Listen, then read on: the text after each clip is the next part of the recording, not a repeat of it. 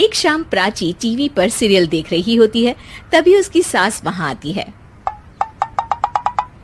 अरे सीरियल में तो ऐसे मग्न है जैसे आज रात का खाना पड़ोसी आकर बनाएंगे।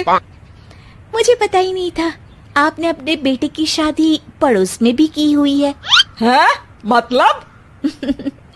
मतलब इस घर में सारा काम बहू ही करती है, आप तो सिर्फ खर्राटे मारती हैं।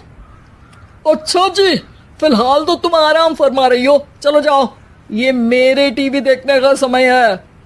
आहा, इसीलिए मुझे भगाया जा रहा है। सॉरी, अब तो बिल्कुल नहीं जाऊंगी।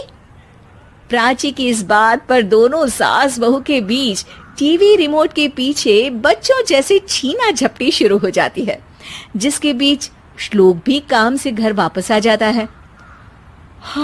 आज मेरी चूहे बिल्ली की जोड़ी किस बात पर झगड़ रही है? अरे तेरे बीवी मुझे टीवी ही नहीं देखने दे रही। अरे तुम्हारी मम्मी मुझे खाना बनाने के लिए फोर्स कर रही है।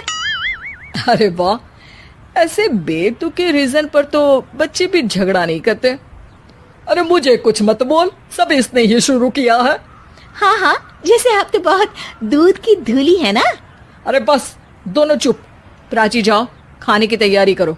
और माँ तुम छोड़ो, तुम्हें क्या बोलूं, शांति से अपना सीरियल देखो, मुझे दोबारा लड़ने की आवाज सुनाई नहीं देनी चाहिए।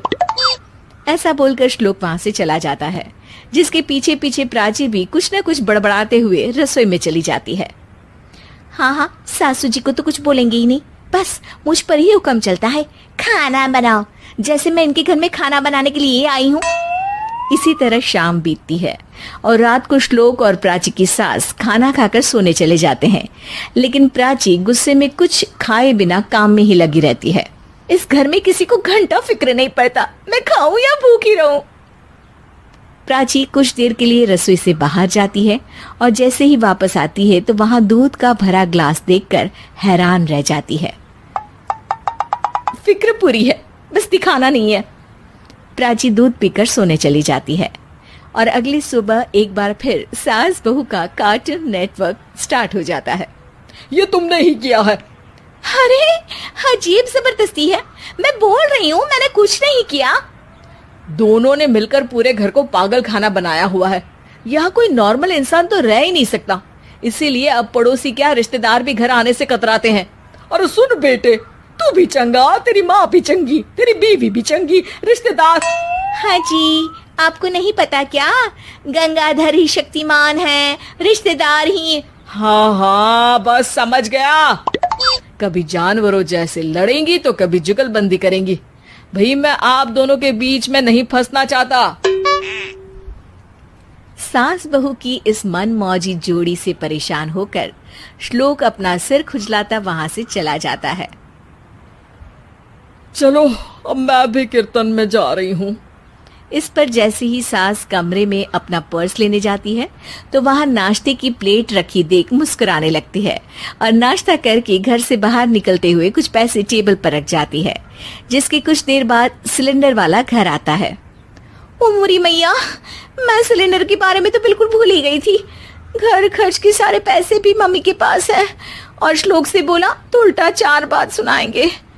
प्राची ये सोच ही रही होती है कि अचानक उसका चेहरा चमक उठता है और वो घर में आकर इधर उधर देखने लगती है।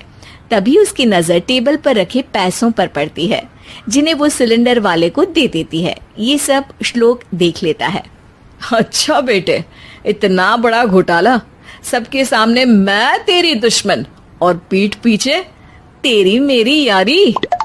इस पर श्लोक एक प्लान बनाता है और शाम को सब एक साथ बैठे होने पर बोलने लगता है।